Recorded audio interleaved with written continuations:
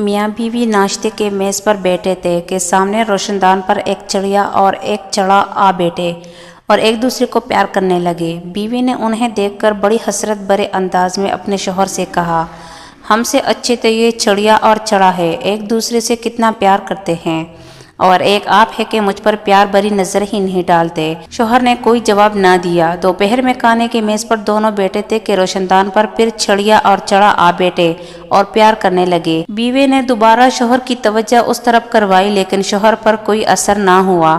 شام کو روشندان میں جب تیسری بار بھی وہی نظارہ دیکھنے کو ملا تو بیوی سے رہا نہ گیا اور پٹ پڑی، میں صبح سے کہہ رہی ہوں، آخر میں بھی انسان ہوں، مجھے بھی پیار کی ضرورت ہے، لیکن آپ کے سینے میں شاید خدا نے اس چڑے سے بھی چھوٹا دل دے دیا ہے۔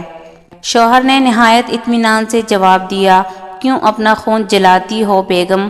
تم نے شاید غور نہیں کیا کہ اس چڑے کے ساتھ صبح سے لے کر رات تک یہ تیسری چڑیا ہے۔